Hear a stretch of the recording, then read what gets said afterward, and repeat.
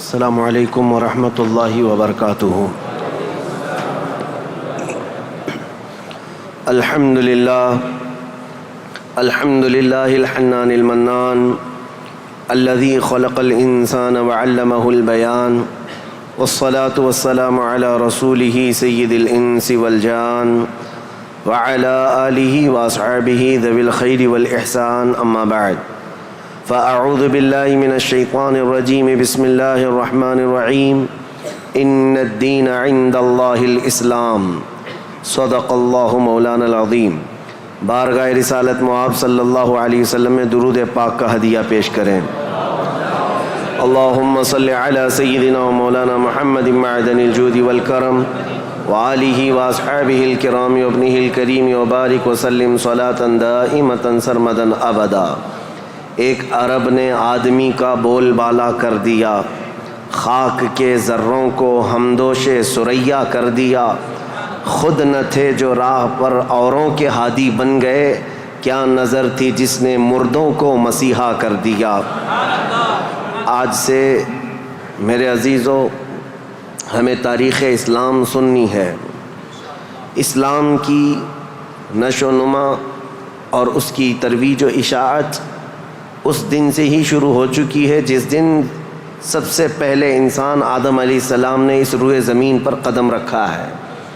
لیکن آج کے دور میں ہم اسلام نام سے جس دین کو جانتے اور پہچانتے ہیں وہ میرے آقا صلی اللہ تعالیٰ علیہ وسلم کی شریعت طاہرہ ہے۔ اسلام کی تاریخ سننے سے پہلے ہمیں تھوڑا پیچھے کے تمام حالات بھی جاننا ضروری ہے، کیونکہ اسلام کی ترویج و اشاعت اور اس کی تبلیغ کے لیے جو زمین منتخب کیا اللہ رب العزت نے، وہ عرب کی زمین ہے۔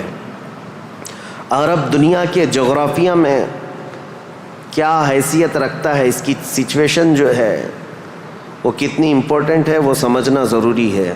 تو سنگلاخ زمین ہے، صحرا، پانی کی قلت، یہ تمام چیزیں عرب میں موجود ہیں، لیکن اسلام کی ترویج و اشاعت کے لیے اس زمین کو منتخب کیا گیا ہے۔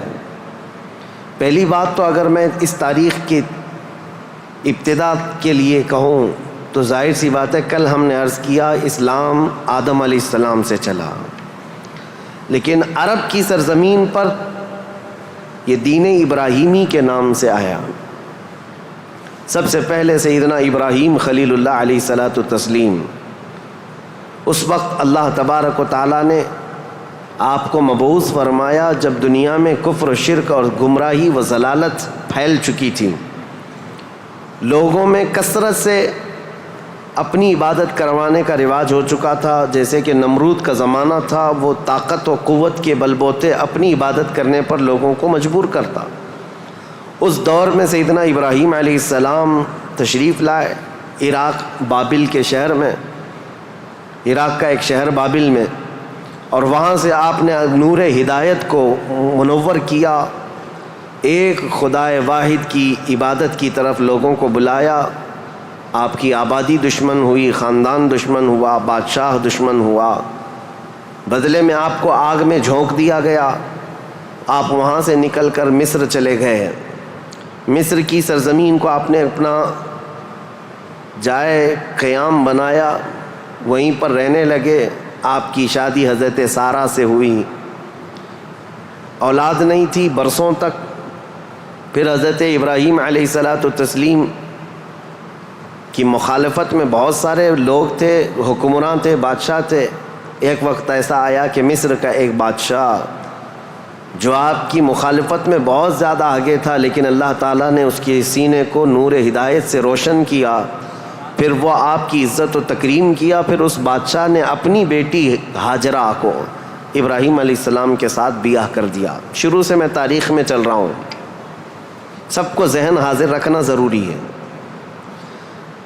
کہ حضرت ابراہیم علیہ السلام کو حضرت ہاجرہ دوسرے نکاح میں آئیں، یہ بادشاہ کی بیٹی تھیں، اور ہوا یہ کہ دو بیویاں ایک گھر میں رہیں، معاملات الگ ہو جاتے ہیں۔ تو جب معاملات بدلنے لگ گئے تو حضرت ہاجرہ کہ گھر میں ایک بیٹا پیدا ہوا جو حضرت اسماعیل علیہ السلام ہے. تو حضرت ابراہیم علیہ السلام کو حکم الہی ہوا کہ اس ماں اور بیٹے کو الگ رکھا جائے اور پہلی بیوی کو الگ رکھا جائے.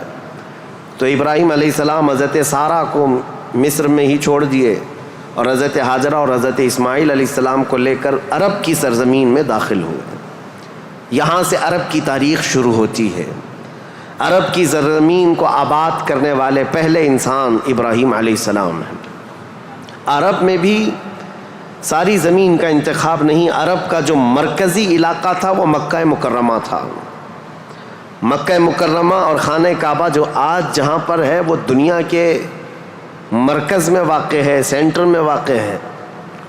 ابراہیم علیہ السلام وہاں تشریف لائے. اس وقت کوئی آبادی نہیں تھی، کسی کا گھر نہیں تھا، کوئی مکان نہیں. خانہ کعبہ پرانی شکل میں جو فرشتوں کا بنایا ہوا، آدم علیہ السلام کا بنایا ہوا، نوح علیہ السلام کا بنایا ہوا مٹی کی شکل میں موجود تھا.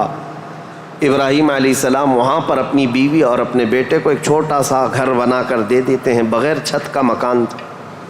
پھر اس کے بعد وہ وہاں سے چلے گئے، پھر دوبارہ آتے رہے جاتے رہے. اسماعیل علیہ السلام کی عمر جب سن بلوغت کو پہنچی تو ابراہیم علیہ السلام کو حکم ہوا کہ اس خانہ کعبہ کی تعمیر کی جائے. تو ابراہیم علیہ السلام نے اپنے بیٹے حضرت اسماعیل علیہ السلام کے ساتھ مل کر کے خانہ کعبہ کی تعمیر کی. آپ کو بانی کعبہ بھی کہا جاتا ہے. دو ہی باپ اور بیٹے نے مل کر پورے خانہ کعبہ کی تعمیر کی. اس کی دیواریں اونچی کی، جس کا ذکر قرآن پاک میں بھی موجود ہے. اس ایک پتھر پر کھڑے ہو کر کے آپ تعمیر کرتے تھے، جس کو آج مقام ابراہیم کہا جاتا ہے. پتھر جیسے جیسے دیواریں بلند ہوتی بلند ہو جاتا، جب آپ کے اترنے کا وقت ہوتا پتھر نیچے ہو جاتا. جب تعمیر مکمل ہو گئی خانہ کعبہ کی تو پھر ابراہیم علیہ السلام نے دعا کی کہ اللہ اس آبادی کو ہری بھری کر دے، شاد و آباد کر دے، اور یہاں رہنے والوں کو ہر قسم کے پھل اور میوہ جات سے تو ان کو رزق عطا فرما. آپ کی دعا قبول ہوئی. جو بے آباد علاقہ تھا، اب سنیں تاریخ کہاں سے شروع ہو رہی ہے. بے آباد علاقہ، کوئی آبادی نہیں تھی. ایک قبیلہ آیا جو تجارت کے لیے کہیں کا سفر کر رہا تھا. چونکہ وہاں پر زمزم کا کنواں بھی تھا. تاریخ میں آپ کو پتہ ہے حضرت اسماعیل علیہ السلام کی ایڑیوں سے زمزم کا کنواں نکلا، اور وہ پانی کا سوتا چشمہ ایسا تھا کہ کنٹینیو جاری، بلکہ آج تک جاری ہے. تو ایک قبیلہ وہاں سے سفر کر رہا تھا جس کو قبیلہ بنو جرہم کہا جاتا ہے. وہ وہاں کی خوبصورتی کو دیکھ کر، وہاں کے پانی کی فراوانی کو دیکھ کر وہیں پڑاؤ ڈال لیے اور وہیں رہ گئے، بس گئے. یہ پہلا قبیلہ ہے جو مکہ میں آباد ہوا، قبیلہ بنو جرہم. پھر حضرت اسماعیل علیہ السلام نے اسی قبیلے کی ایک لڑکی سے شادی بھی فرمائی، اور حضرت اسماعیل علیہ السلام کے گھر میں 12 بیٹے پیدا ہوئے. آپ کی اولاد اب بڑھتی گئی. عرب سرزمین میں سب سے پہلی یہ نسل ہے، عرب کو آباد کرنے والی پہلی نسل اسماعیل علیہ السلام کی ہے. قبیلہ بنو جرہم کے ساتھ آپ آباد ہوئے مکہ مکرمہ میں. اب ان کی نسل اتنی بڑھتی گئی کہ اسماعیل علیہ السلام کے بیٹے تھے نابت. ان کے ہاتھ میں خانہ کعبہ کی تولیت آئی. خانہ کعبہ کی حفاظت اور اس کی ذمہ داریوں کا یہ سارا انتظام آپ کا تھا. چند دنوں کے بعد پھر ایسا ہوا کہ قبیلہ بنو جرہم کے لوگوں نے، جو حضرت اسماعیل علیہ السلام کے سسرال تھے، خانہ کعبہ کی تولیت پر انہوں نے قبضہ کر لیا. اسماعیل علیہ السلام کی اولاد نے کوئی بھی ان کے ساتھ جھگڑا نہیں کیا، کسی بھی طرح کا برا برتاؤ نہیں کیا، کیونکہ ننیہال کے تھے. تو کئی سالوں تک قبیلہ بنو جرہم کا خانہ کعبہ پر قبضہ باقی رہا، لیکن انہوں نے بدعنوانیاں شروع کر دیں. خانہ کعبہ کے پاس لوگ جو دور دور سے آتے تھے دنیا میں، حاجی، اس وقت بھی ہر سال حج ہوا کرتا تھا، ان کے ساتھ برا سلوک کرنا، ان سے چڑھاوے لینا، ان سے زیادہ مانگ کرنا، یہ سب چیزیں ہونے لگی. تو پھر حضرت اسماعیل علیہ السلام کی اولاد نے دوبارہ خانہ کعبہ کی تولیت اپنے ذمے لے لی. تولیت کہتے ہیں ذمہ داری، جس سے متولی کہا جاتا ہے. جیسے مسجد کا متولی ہوتا ہے، تولیت اسی کو کہتے ہیں، خانہ کعبہ کی خدمت کی ذمہ داریاں۔ اب یہ زمانہ چلتا رہا، میں آپ کو پہلے یہ خاندانی معاملات بتا رہا ہوں، اس کے بعد پھر یہاں کے سیاسی حالات بھی بتاؤں اور پھر مذہبی حالات بھی آپ کو بتاؤں، تاکہ اسلام کی تاریخ کو سمجھنے کے لیے اس کا بیک گراؤنڈ بھی سمجھنا بہت ضروری ہے، پس منظر کیا تھا یہ معلوم ہونا ضروری ہے۔ اب اسماعیل علیہ السلام کی اولاد میں عدنان ایک شخص پیدا ہوئے جو آل اسماعیل میں بہت ہی معزز انسان تھے۔ اکثر صحابہ کرام کا اور خود رسول اللہ صلی اللہ علیہ وسلم کا نسب حضرت عدنان تک پہنچتا ہے، وہ ہمارے آقا صلی اللہ تعالیٰ علیہ وسلم کے جد امجد بھی ہیں۔ عدنان نے مکہ مکرمہ کی ذمہ داریاں سنبھالی اور اس کے بعد اب آبادی اتنی بڑھ گئی کہ ان لوگوں کو تجارت کے لیے اور اپنے معیشت کے لیے، اپنے معاش کے لیے دور دور جانا پڑا، مکہ چھوڑ کر کے باہر جانا پڑا، آبادی بڑھتی چلی گئی مکہ مکرمہ کی۔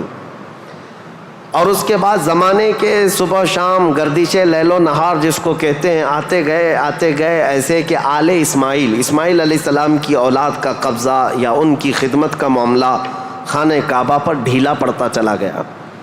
پھر کوئی دوسرا قبیلہ آیا، بنو خزاعہ، انہوں نے خانہ کعبہ کی تولیت اپنے حصے میں لے لی۔ اب جو اصل تاریخ شروع ہوتی ہے وہ میں بتانا آ رہا ہوں۔ تو برسوں برس اسی طرح سے گزرتے گئے اور پھر ایک شخص پیدا ہوئے جن کا نام فہر تھا۔ یہ اسماعیل علیہ السلام کے اولاد میں فہر نام ہے۔ فہر کا ایک لقب تھا قریش، اور یہیں سے قریش خاندان کی ابتدا ہوتی ہے۔ قریش ان کا لقب تھا اور اصل نام تھا فہر بن غالب۔ تو حضرت فہر جو رسول اللہ صلی اللہ علیہ وسلم کے پردادا ہوتے ہیں، یہ پیدا ہوئے اور ان کی اولاد ہوئی، اور اس کے بعد اب قریش خاندان کی ابتدا ہوئی، لیکن جگہ جگہ یہ لوگ منتشر ہو گئے، کچھ مکہ میں رہے، کچھ باہر رہے، لیکن خانہ کعبہ کی تولیت کی اور وہاں کا سارا قبضہ جو ہے بنو خزاعہ قبیلے کے ہاتھ میں تھا۔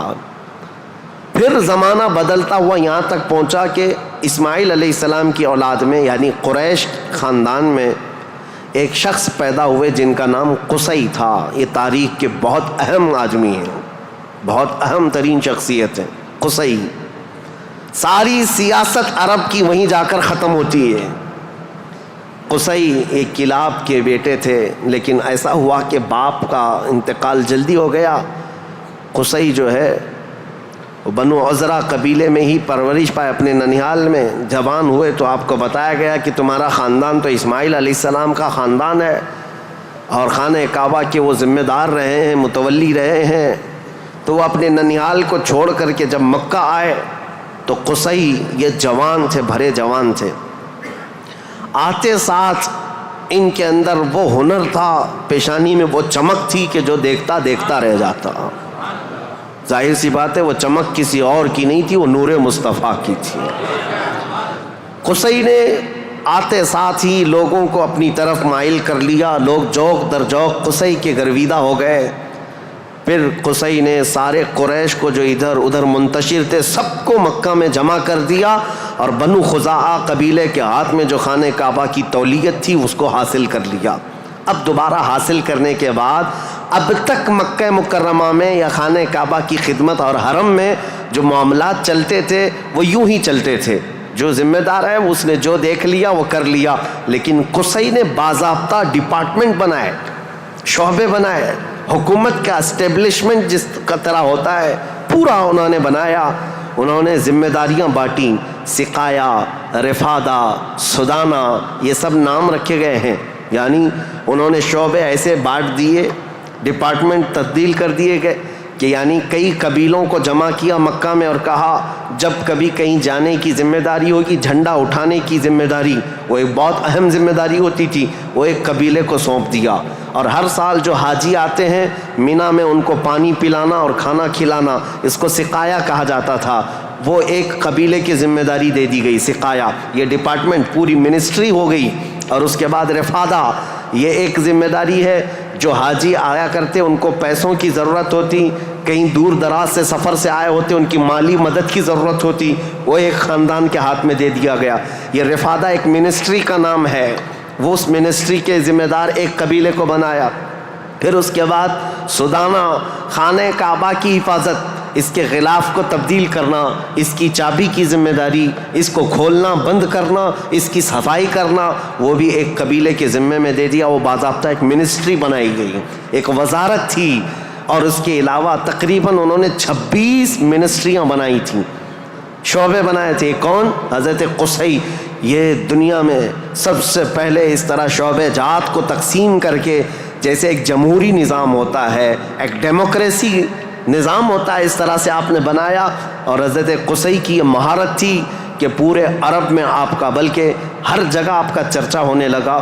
اور حضرت قصی نے اس چیز کو اتنے اونچے لیول تک لے جا کر وہاں مکہ مکرمہ کو پوری دنیا میں متعارف کیا کہ لوگ یہاں کی خدمتیں دیکھنے کے لیے آیا کرتے تھے۔ ہر قبیلے کو الگ ذمہ داریاں تھیں، یہ تاریخ ہے۔ اس کے بعد قصی جلدی ہی انتقال کر گئے، حالانکہ ان کو زیادہ وقت نہیں ملا، ان کا زیادہ وقت نہیں تھا۔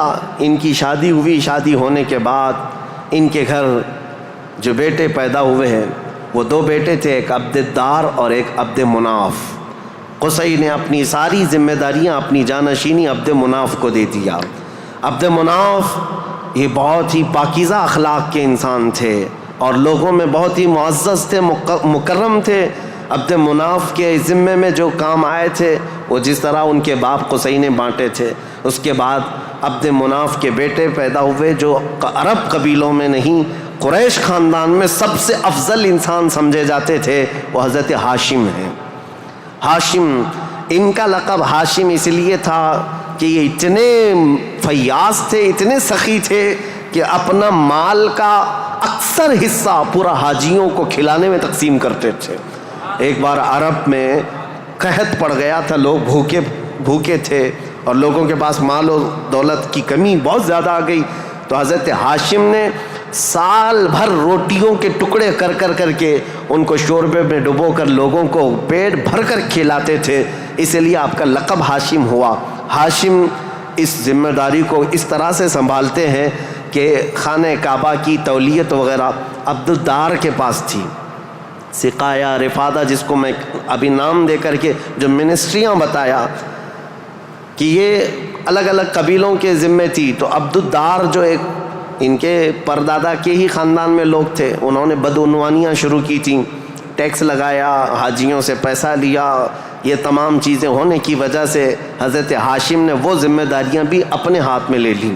اب قریش خاندان میں حضرت ہاشم کے پاس جو ذمہ داریاں تھیں وہ یہ تھیں کہ آپ رفادہ یعنی حاجیوں کو مالی مدد دینے کے بھی آپ ہی ذمہ دار تھے، سقایہ، مینا میں حاجیوں کو پانی پلانے کے ذمہ دار بھی آپ ہی تھے، اور سدانہ، خانہ کعبہ کی چابی اور کلید بردار جو کہتے ہیں وہ بھی ذمہ داریاں آپ نے لے لی تھی۔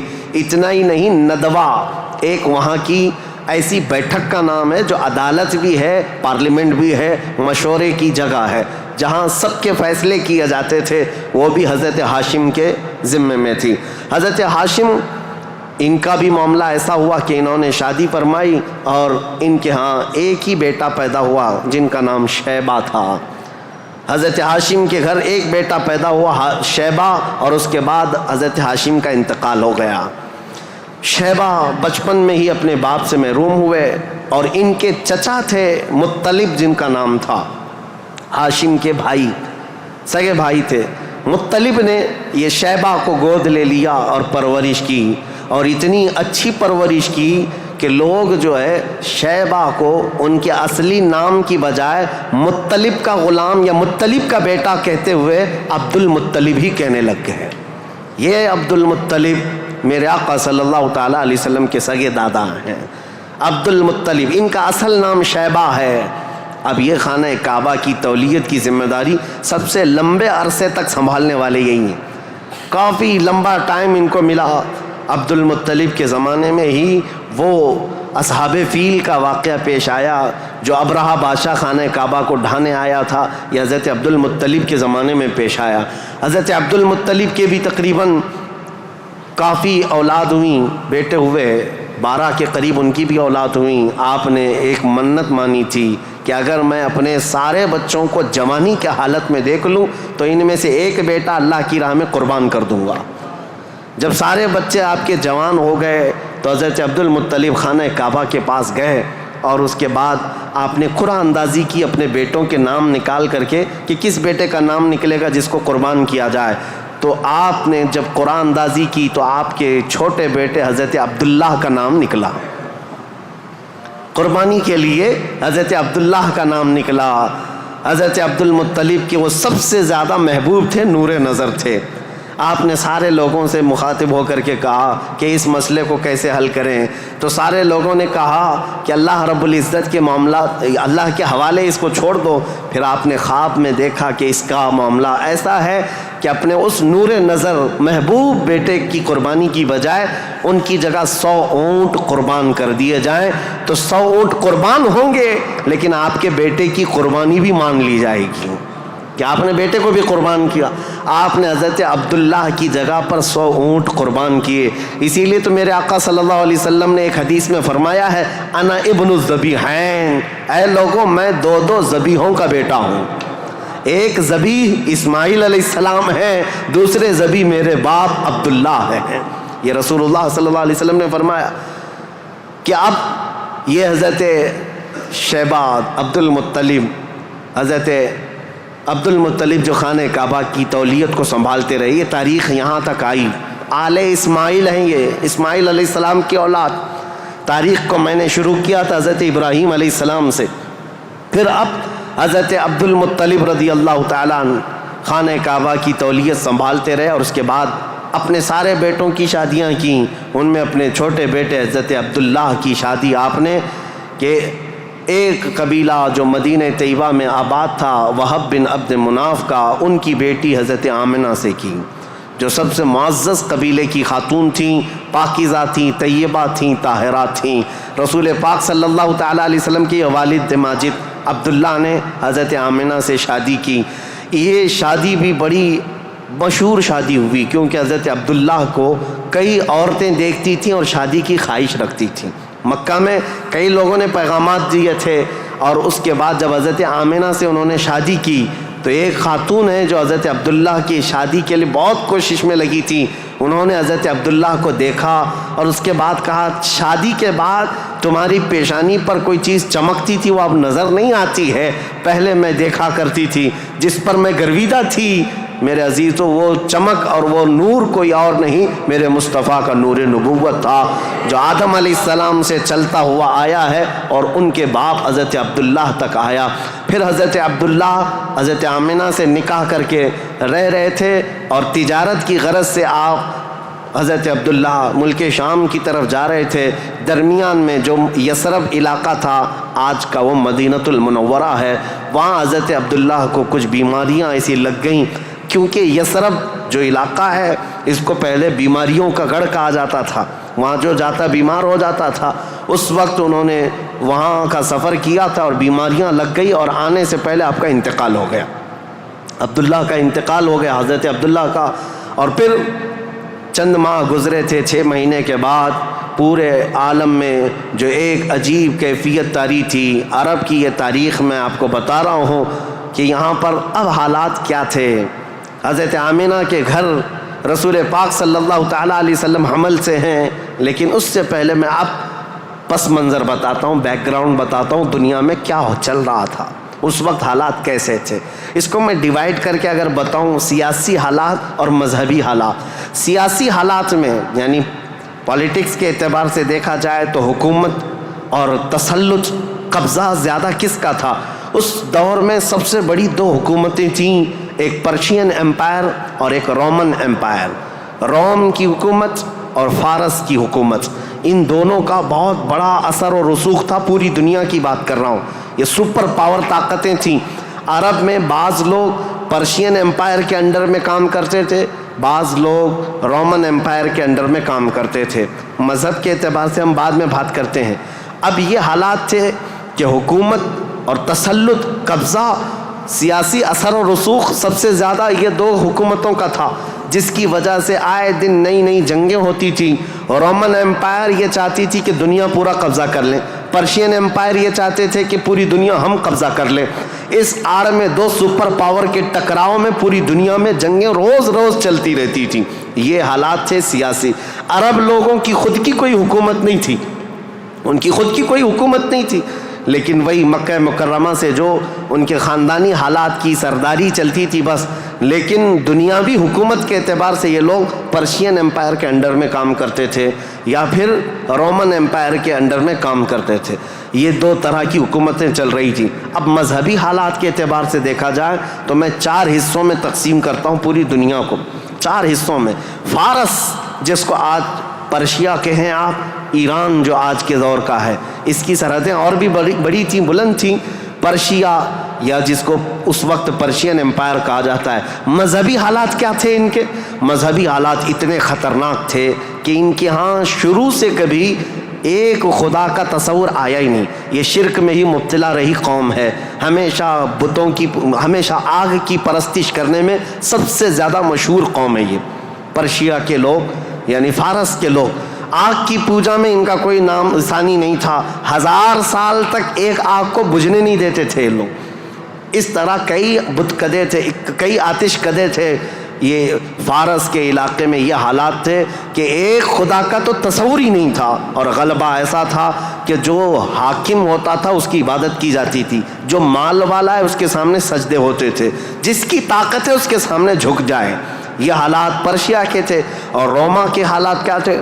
جو رومن ایمپائر ہے روم، یہاں پر عیسائی زیادہ طور پر آباد، اس زمانے میں بھی تھے، پہلے سے بھی، کیونکہ عیسیٰ علیہ السلام کے بعد ان کے حواریوں کے ذریعے سے جو دین پھیلا وہ روما میں زیادہ تھا، جو آج کا اٹلی ہے، یونان ہے اور جورجیا وغیرہ کے علاقے آج یہ سب رومن ایمپائر کے انڈر میں تھے، اور یہاں عیسائی زیادہ تھے. لیکن ایسے عیسائی کہ اصل عیسائی دین کو انہوں نے مسخ کر دیا تھا، ختم کر دیا تھا.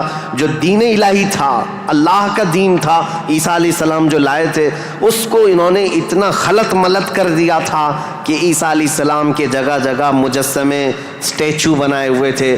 مریم علیہ السلام، سیدہ مریم رضی اللہ تعالیٰ عنہا کو انہوں نے ساتھ میں پوجنا شروع کر دیا.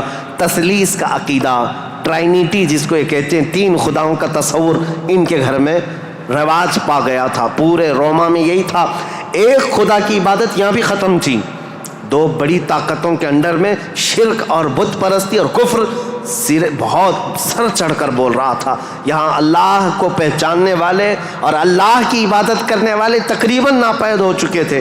عیسیٰ علیہ السلام کی جو آپ کا عروج ہوا آسمانوں پر، آپ کو اللہ تعالیٰ نے آسمانوں پر جو اٹھایا، وہ زمانہ بیت کر کے بھی 570 سال گزر رہے تھے.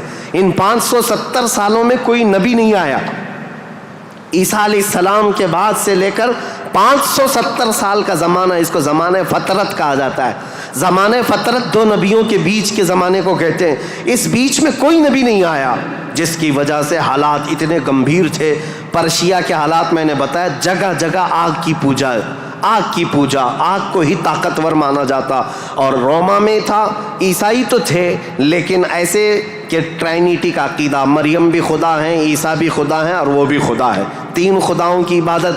اور اس کے علاوہ راہبوں کا، پادریوں کا حال تو یہ تھا، اللہ کی پناہ، وہاں کے جو عبادت خانے تھے، جو چرچ تھے، جو کلیسا تھے، وہ عبادت کے نہیں تھے، وہ عیاشیوں کے اڈے تھے. کوئی عورت جاتی تو ان کے ہاتھ میں بچ کے باہر نہیں آتی، اس کے ساتھ وہ منہ کالا کر لیتے. یہ جو بڑے بڑے راہب تھے ان کا حال یہ تھا. اور وہ سیاست میں بھی اس طرح ملوث تھے کہ جب تک کنیسہ میں یعنی چرچ میں کوئی شخص مال نہ لا کر کے دے، اس کے لیے بد دعائیں کرتے تھے، اس کی تباہی کا انتظام کرتے، بلکہ فوج کی سرکشی کے ساتھ ایسے لوگوں کو مار کر ختم بھی کر دیتے تھے. اور اس کو کہتے تھے کہ یہ جس کو جس طرح آج ہم یہاں پر دیکھ رہے ہیں دھرم دروہی ہے، دین چھوڑا ہوا آدمی ہے.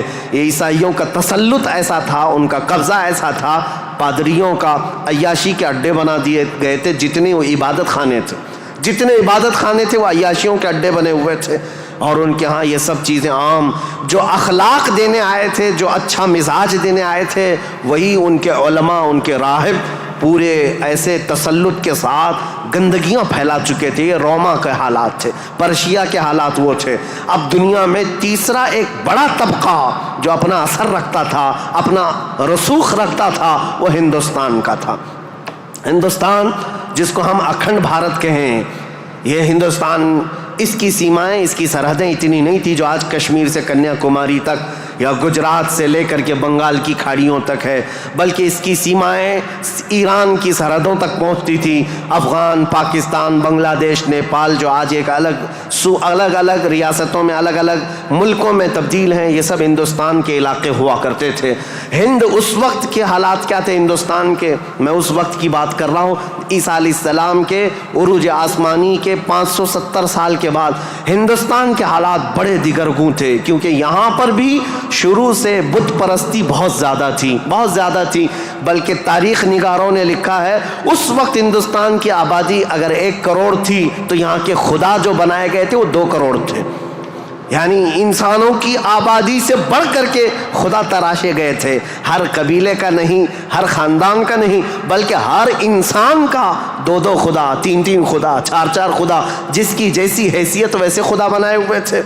اور یہاں پر اخلاقی حالات اگر دیکھے جائیں تو وہ بھی اس طرح کہ جیسے کل بھی میں نے بتایا تھا, کاسٹزم میں یہ لوگ ایسے ملوث تھے کہ برہمن الگ, شودر الگ, دلت الگ, چھتریہ الگ, یہ سب چیزوں کو کاسٹ میں بدل کر کے, ایسے کہ کسی دلت کو ایک مقدس کتاب چھونے کی بھی اجازت نہیں ہوتی, برہمن سے مصافحہ کرنے کی بھی اجازت نہیں ہوتی. اگر کسی دلت نے برہمن کی لڑکی کو چھو بھی لیا تو اس کا ہاتھ کاٹ دیا جاتا, اور اگر گیتا کے شلوک سن لیتا تو اس کے کان میں کھولتا ہوا تیل ڈال دیا جاتا تھا. یہ سب حالات یہاں کے تھے.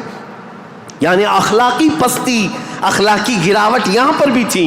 روما کے حالات بھی اچھے نہیں تھے, پرشیا کے حالات بھی اچھے نہیں تھے, ہندوستان کے حالات بھی. اور عورتوں کے لیے تو یہ اس قدر سخت تھے, اللہ اکبر.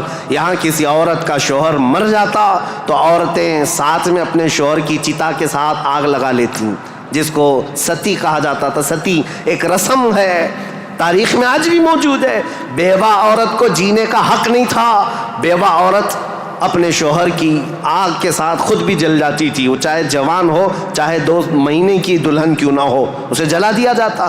چند سالوں کے بعد پھر جلانے کا رواج ختم ہوا, پھر بیوہ عورت کو جنگلوں میں بھیج دیا جاتا کہ وہ وہاں رہے, وہیں آباد رہے. اس کا گھر میں آنا اب شگن. آج تک یہ بری روایت موجود ہے, جاہلوں کے آج بھی پائی جاتی ہے, غیر مسلموں کے ہاں, کہ اگر کوئی بیوہ عورت اچھے تقریبات میں شامل نہیں ہو سکتی, اچھے فنکشنز میں نہیں آ سکتی, کھانے پکانے کے وقت نہ آ جائے, یہ اب شگن ہو جائے. عورت اگر حیض اور نفاس کے عالم میں ہو تو اس وقت تو اس کے ساتھ جانوروں سے بدتر سلوک ہوتا. اس کا گلاس الگ, اس کا برتن الگ, اس کا کھان پان الگ, بلکہ جانوروں کا جس طرح سے الگ رکھا جاتا تھا عورت کا بھی الگ رکھا جاتا تھا. عورت کو پستی کی طرف دھکیل دیا گیا تھا. یہ تاریخ یہاں کی تھی, ہند کی. 3 بڑے طبقے دنیا کے میں بتا رہا ہوں, ایک روما میں, ایک پرشیا میں, ایک ہندوستان میں. اخلاقی پستی اس قدر تھی, کفر و شرک غالب تھا, اور اس کے علاوہ اب چوتھی ایک قوم بچتی ہے. ان سب کے بیچ میں اگر کوئی تھوڑی بہت شدھ بدھ رکھتی تھی, کوئی تھوڑا بہت اچھا مزاج رکھتے تھے, تو اس زمانے میں عزت تھی, تو وہ بنی اسرائیل کی تھی جو یہودی تھے, بنی اسرائیل. لیکن ان کے حالات ایسے تھے کہ غرور اور گھمنڈ ان کو اتنا تھا کہ وہ یہ کہتے تھے کہ پوری روئے زمین پر سب سے افضل لوگ ہم ہیں, اللہ کے محبوب ہم ہیں, اللہ کے بیٹے ہم ہیں, ہم کو اللہ کبھی عذاب نہیں دے گا, کبھی اللہ ہم کو آگ نہیں دکھائے گا. یہ سب اتنا غرور تھا اپنے افضل ہونے کا کہ کوئی نبی آتے تو ان نبیوں کا قتل بھی کر دیتے. ان بنی اسرائیل نے, یہودیوں نے 10,000 کے قریب نبیوں کا قتل کیا ہے, 10,000 کے قریب نبیوں کا قتل کیا یہ بنی اسرائیل. اور اللہ کی لعنت ان پر ایسی, اللہ کا غضب ان پر ایسا, غیر المغضوب علیہم ولا الضالین پڑھتے ہیں آپ. اور قرآن پاک میں اللہ تعالیٰ نے فرمایا ہے کہ اللہ وباءوا بغضب من اللہ, وہ اللہ کے غضب کے ساتھ لوٹی ہوئی قوم ہے. یہودی جو تھے بنی اسرائیل, اس دور میں ان کا حال یہ تھا کہ تھوڑے بہت یہ بت پرستی تو نہیں کرتے تھے, دوسرے خداؤں کی طرف جھکتے تو نہیں تھے, لیکن سود خوری ان کی فطرت میں داخل تھی. سود اتنا کھاتے تھے کہ کسی بھی غریب کی زندگی تباہ و برباد کر دیتے. سود کا نظام سب سے زیادہ یہ یہودیوں کی طرف سے، اور آج بھی پوری دنیا کو کریڈٹ کے پلیٹ فارم پر لا کر کھڑا کرنے والی قوم کوئی اور نہیں، یہ اسرائیلی ہیں، یہ یہودی ہیں. پوری دنیا کو کریڈٹ بانٹ کر کے، ان کو قرضہ دے کر کے، ادھار دے کر کے اس پر نفع لینا، اس پر انٹرسٹ کمانا، یہ یہودی فطرت میں داخل تھا. اور یہ سود کی لعنت ان کے ساتھ آج سے نہیں پہلے سے ہے. اس کو حلال سمجھ کر کے کھاتے ہیں، اس کو ترہ امتیاز سمجھتے ہیں، اور یہ سمجھتے ہیں یہ ہماری عقل مندی ہے، ہماری دانائی ہے کہ ہم پوری دنیا کا مال اپنی طرف کھینچ لیتے ہیں. اس کو وہ اپنی عقل مندی سمجھتے ہیں، جبکہ اللہ کا غضب ہے ان کے ساتھ. یہ چوتھی قوم تھی جو برائیوں میں ملوث تھی، سود خوری میں ملوث تھی، نبیوں کا قتل، بلکہ کتابوں کو یوں پھینک دیتے، اگر ان کے مزاج کے مطابق کوئی مسئلہ نہیں ملتا تو پھینک دیتے اور کہتے یہ کتاب اللہ کی ہے نہیں. تورات کو نہیں مانتے، تلمود کو نہیں مانتے، جس کو آج اولڈ ٹیسٹمنٹ کہا جاتا ہے، یا بائبل کو نیو ٹیسٹمنٹ جو انجیل ہوا کرتی، ان کتابوں کو پھینک دیتے. ان کے مزاج کے مطابق اگر آیتیں ملتی تو ٹھیک ہے، نہیں تو پھینک دیتے. یہ چوتھی قوم تھی. اب دنیا کی یہ حالات تھے، دنیا میں یہ حالات جہاں جہاں دیکھیں عورتوں کا استحصال یا پھر زنا، شراب نوشی، یہ سب عروج پر تھے. روما میں، پرشیا میں، ہندوستان میں اور بنی اسرائیل یہودیوں کے درمیان. اب جو پانچویں قوم الگ بنتی ہے وہ عرب کی سرزمین پر تھی. عرب لوگ تھے، عرب جو آل اسماعیل ہیں، اسماعیل علیہ السلام کی اولاد. یہ آئے تھے اللہ تعالیٰ کے منتخب زمین پر، لیکن کثرت سے ان کے ہاں بھی برائیاں گھر کر گئی تھیں. یہ ایسے ہو گئے تھے کہ ان کے ہاں بتوں کی تراشنے کی عادت بڑھ گئی.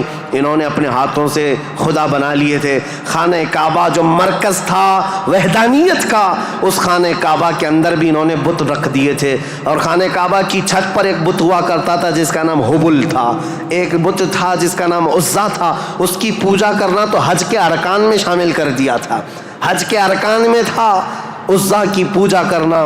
یہ حبل وہاں پر تھا. لات ایک بت کا نام تھا، عزا تھا، منات تھا.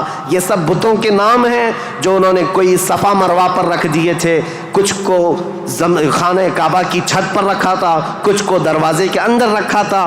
طواف کرتے تھے ان بتوں کے سامنے آ کر کے، ننگے طواف کرتے تھے، بغیر کپڑے کے خانہ کعبہ کا طواف کرتے، ایک ہاتھ آگے اور ایک ہاتھ پیچھے رکھ کر کے. مرد ہو کہ عورتیں ہو، اس طرح سے وہ خانہ کعبہ کا طواف کرتے. یہ برائیاں ان کے ہاں بہت اخلاقی پستی میں گرتے چلے آئے.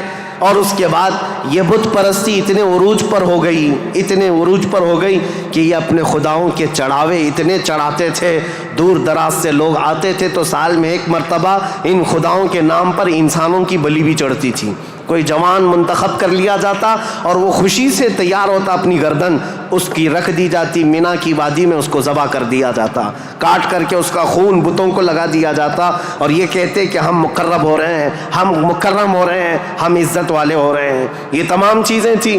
اور اس کے علاوہ ان کے ہاں شراب بہت زیادہ عام تھی. چوری کرنے والے کچھ قبیلے خاص تھے عرب میں، اور ان کا پیشہ ہی تھا راستے پر رکنا اور جاتے آتے قافلوں کو ڈاکہ زنی کرنا اور مال لوٹنا. اور اس کے علاوہ عورتوں کے لیے ان کے ہاں بھی اچھے حالات نہیں تھے. عورتوں کو تو مشین سمجھتے تھے.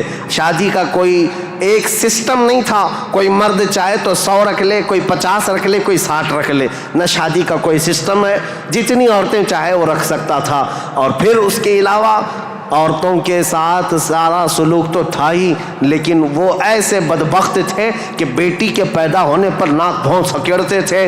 بلکہ کئی ایسے عرب قبیلے تھے جو بیٹی کے پیدا ہوتے ہی اس کی گردن مروڑ کر کے اس کو زندہ دفن کر دیتے تھے. یہ عرب کی سرزمین پر پائے جانے والی چیزیں.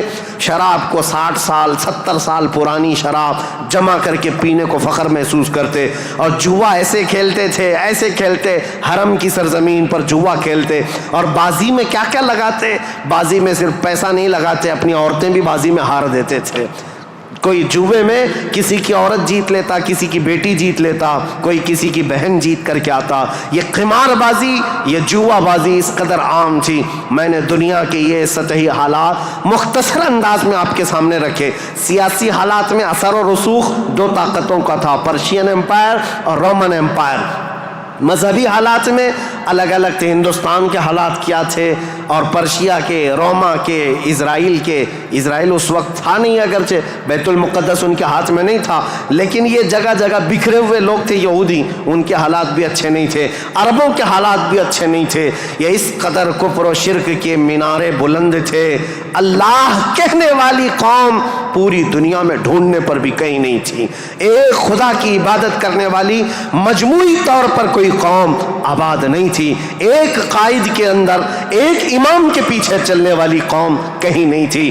ہر ایک نے اپنے خدا بنائے. کچھ لیڈروں کی پوجا، کچھ حکمرانوں کی عبادت. کچھ جگہ پر ایسے حالات ہندوستان میں تھے کہ اپنے ہی آلہ تناسل کی پوجا کرنے، عورتوں کی شرمگاہوں کی پوجا، مردوں کی شرمگاہوں کی پوجا جو آج تک چلی آ رہی ہے. یہ اس قدر گرے ہوئے حالات تھے کہ چوہے سے لے کر بلی تک، بلی سے لے کر سانپ بچھو تک کوئی خدا ہونے سے بچ نہیں سکا ان کے ہاتھوں میں. سب خدا بنا لیے. ان کثیر گمراہیوں کے حالات میں بتاؤ میرے عزیزو، مشیت ایزدی کو جلال آ ہی گیا. رب ذوالجلال کے رحمت میں جوش تلاطم آ ہی گیا. جب حالات اس قدر دیگرگو خراب تھے تو پھر رب ذوالجلال نے اس زمانے فطرت کو ختم کرتے ہوئے عیسیٰ علیہ السلام سے جو زمانہ چل رہا تھا، 570 سال گزر گئے، اللہ نے کوئی نبی نہیں بھیجا. حالات جب اس قدر خراب ہو گئے، رب ذوالجلال کی مشیت کو، اس کی رحمت کو جوش آیا. پھر مولا نے مکہ مکرمہ کی سرزمین کو منتخب کیا، اور پھر اللہ نے اس سرزمین کو منتخب کرتے ہوئے عظیم خاندان قریش کو منتخب کیا. قریش کے خاندان میں سے اللہ نے بنو ہاشم کو منتخب کیا. بنو ہاشم سے عبد المطلب اور عبداللہ کے گھر کو منتخب کیا. عبداللہ کے گھر سے بی بی آمنہ کے بطن کو منتخب کیا. اور پھر رب ذوالجلال نے تاریخ کی ان کالے اندھیروں کو ہمیشہ کو ختم کرنے کے لیے بی بی آمنہ کے بطن سے 12 ربیع الاول کو نور نبوت کو ظہور فرمایا، نور نبوت کو ظاہر فرمایا. تاریخ کا یہ وہ دن ہے جو پوری دنیا کا انقلاب لا چکا تھا. ایسی روشنی لا چکا ہے، ایسی روشنی کہ میں نے تقریر شروع کرنے سے پہلے ہی یہ بات عرض کر دی تھی. ایک عرب نے آدمی کا بول بالا کر دیا، خاک کے ذروں کو ہمدوش ثریا کر دیا. خود نہ تھے جو راہ پر اوروں کے ہادی بن گئے، کیا نظر تھی کہ جس نے مردوں کو مسیحا کر دیا. یہ سارا نور نبوت کا کمال ہے. یہاں سے تاریخ اسلام کی اب باضابطہ شروعات. اس لیے مجھے یہ پس منظر بیان کرنا ضروری تھا، یہ بیک گراؤنڈ بتانا ضروری تھا. سیاسی حالات کیا تھے، مذہبی حالات کیا تھے. اب تھوڑا جغرافیائی حالات بھی میں آپ کو بتا دوں. عرب کی لوکیشن کیا ہے. عرب کا لوکیشن جو ہے وہ دنیا کے بیچوں بیچ واقع ہے. عرب ایسی جگہ پر واقع ہے، اس کا 3 حصہ سمندروں سے ملا ہوا ہے اور 1 حصہ خشکی سے ہے. سمندر بھی بڑے بڑے سمندر اس کو گھیرتے ہیں. ویسٹ کی طرف قلزم سی جس کو کہتے ہیں بحیرہ قلزم، یہ آباد ہے. اور میڈیٹرین سی جس کو بحیرہ روم کہا جاتا ہے یا بحر متوسط کہتے ہیں، یہ پورا سمندر عرب سے لگتا ہے. اور اس کے ایسٹ کی طرف، مشرق کی طرف ہند مہاساگر جس کو کہتے ہیں انڈین اوشین، یہ آباد ہے. اور اس کے علاوہ اس کے جنوب کی طرف بھی انڈین اوشین ہے. یہ سمندر پورا گھیرا ہوا ہے عرب. اور جو شمال کا حصہ ہے جو خشکی ہے، یہ ملک شام، یمن اور عدن یعنی اردن تک پھیلا ہوا اس کا حصہ ہے. اب اس کی جغرافیائی حالت یہ تھی کہ عرب کے اندر کثرت سے زمین پہاڑیاں رکھتی ہے آج بھی. اگرچہ مکہ میں انہوں نے کھود کھود کر پہاڑیوں کو ختم کیا ہے، لیکن آپ کو ایک سروے کے مطابق میں بتاؤں، آج کے فی الواقع عرب شریف کے اندر 20 لاکھ پہاڑیاں ہیں. 20 لاکھ پہاڑیاں، سلسلہ ہے پہاڑیوں کا. پوری زمین سنگلاخ ہے. پہاڑیاں ایسی نہیں کہ نرم و نازک پہاڑیاں جس پر میوہ اگتے ہوں، بڑے بڑے درخت اگتے ہوں، نہیں، پتھروں کی پہاڑیاں ہیں، کالے کالے پتھر. بعض پہاڑیاں تو ایسی ہیں جو آتش فشاں ہیں، یعنی جو شعلے اگلتی ہیں، آگ اگلتی ہوئے پہاڑیاں موجود ہیں. عرب کی سرزمین ان پہاڑیوں سے بھری ہوئی ہے. اور ندی کے نام پر کوئی ندی نہیں. پانی کی قلت بہت کثرت سے، اگرچہ 3 طرف سے سمندر ہے لیکن زمین ایسی خشک ہے کہ عرب میں کوئی سرزمین پر سبزہ نہیں اگتا تھا، کھیتی باڑی نہیں ہوتی تھی۔ بارش کا حال یہ ہے کہ سال میں اگر 2-4 دن آ گئی تو ٹھیک ہے، ہمارے ہاں تو باضابطہ موسم چل رہا ہے، وہاں موسم آیا ہی نہیں کرتا، کبھی بوندا باندی ہو گئی، یہ برسوں سے ہے۔ عرب کی سرزمین خشک ہے اور ہوا اور وہاں کی فضا کے اعتبار سے نہایت ہی گرم مانی جاتی ہے۔ آج اس سال ہم لوگوں نے حج کی سعادت جو حاصل کی، عرفات کے میدان میں 48 ڈگری چل رہی تھی گرمی، 48 ڈگری کی گرمی میں حاجیوں نے حج ادا کیا ہے۔ ہمارے یہاں 37 ڈگری 38 ڈگری آ جائے تو ہا ہو کرتے ہیں، اور ہم باہر نکلنے کو پسند نہیں کرتے۔ وہاں 48 ڈگری میں بغیر چھت کے حجاج کرام حج کرتے رہے۔ اسی لیے عربوں کی سرزمین جو ہے نہایت گرم مانی گئی ہے۔ سرزمین پتھریلی اور زمین سوکھی، سبزہ نہیں اگاتی، بارش نہیں آتی، اوپر سے گرمی اتنی پھینکتا ہے سورج، چلچلاتی ہوئی دھوپ، اس فضا کا اثر طبیعت پر ہوتا ہے۔ آپ یہ سوچ رہے ہوں گے کہ یہ ویدر بتانے کی ضرورت آج کیا ہے؟ ضرورت ہے، موسم کے اعتبار سے انسانوں کی طبیعت میں فرق آتا ہے۔ جیسا موسم ہوتا ہے انسانوں کی طبیعت میں اثر پیدا ہوتا ہے، زمین کا بھی اثر ہوتا ہے، مٹی کا اثر ہوتا ہے، موسم کا اثر ہوتا ہے۔ عرب میں کثرت سے پہاڑیاں، سخت قسم کے پتھر، آج کی ہائی ٹیکنالوجی کے بڑے بڑے بلڈوزر لگ جاتے ہیں، مہینوں تک کھودتے ہیں تو تھوڑا بہت حصہ بھی کٹ نہیں پاتا۔ ہم تو تقریباً 10 سال سے ایک پہاڑ کو کھودتے ہوئے دیکھ رہے ہیں، ابھی بھی عرب میں وہ کھود ہی رہے ہیں بلڈوزر، جبکہ ان لوگوں کے ہاں ٹیکنالوجی ہمارے ہاں کی طرح کی نہیں ہے۔ روڈ بنانا ہے تو رات کے وقت آپ گزر رہے ہوں 1 کلومیٹر روڈ، صبح فجر میں دیکھیں تو تیار رہتا ہے اتنے فاسٹ، لیکن پہاڑیوں کو کھودنے کے لیے آج کے ہائی ٹیکنالوجی کے دور میں بھی وہ پہاڑیوں کو ہلا نہیں پاتے۔ سخت قسم کے پتھر، زمین سبزہ نہیں اگاتی، بارش نہیں آتی، موسم برساتا نہیں، سورج جھلسا دینے والی گرمی پھینکتا ہے۔ یہ سب کا اثر طبیعتوں پر بھی ہوتا ہے۔ اس کی وجہ سے عربوں کی طبیعت میں خشکیاں، چڑچڑاہٹ، ضدی پن، تکبر، غرور، یہ سب چیزیں تھیں۔ عرب جلدی کسی چیز کو ایکسیپٹ نہیں کرتے۔ اور اب میں آپ کو یہ بھی بتا دوں کہ عرب کو عرب کہتے کس لیے تھے، عرب یہ نام کیوں پڑا تھا اس کا۔ یہ انسانوں کی طبیعت کے حساب سے میل کھاتا ہے، اس لیے میں عرض کر رہا ہوں عرب نام کیوں رکھا گیا۔ عرب کس کو کہتے ہیں؟ لفظ عرب، عین را با، یہ عربی میں لفظ جو ہے اس کا میننگ ہوتا ہے اچھی زبان رکھنے والا، فصیح اللسان جو آدمی ہے، عرب کہتے ہیں اس کو۔ یہ عرب اپنے آپ پر اتنا غرور رکھتے تھے، وہ کہتے تھے کہ پوری دنیا میں اگر سب سے اچھی زبان ہے تو ہماری ہے، باقی کو عجم کہتے ہیں۔ عجم کا مطلب ہوتا ہے گونگا، وہ ہم سب کو گونگا کہتے ہیں، سارا عجم ہے، عرب کو چھوڑ کر کے جتنا ہے وہ سب عجم ہے۔ فارس عجم ہے، ہند عجم ہے، افریقہ عجم ہے، امریکہ عجم ہے۔ عجم کا مطلب گونگے۔ عرب لوگ اپنے آپ کو صرف زبان والا کہتے اور باقی پوری دنیا کو گونگا سمجھتے تھے۔ تو یہ نخوت جو تھی، یہ بڑاپن جو تھا، یہ تکبر جو تھا، وہ وہاں کے موسم کے اعتبار سے پتھریلی زمین کی وجہ سے ان کی طبیعتوں میں گھر کر گیا تھا، جلدی ایکسیپٹ نہیں کرتے۔ ایسے سخت دلوں کے اندر اور ایسے سخت قوم کے اندر اسلام کا نور ظاہر کرنا یہ کوئی عام بات نہیں تھی۔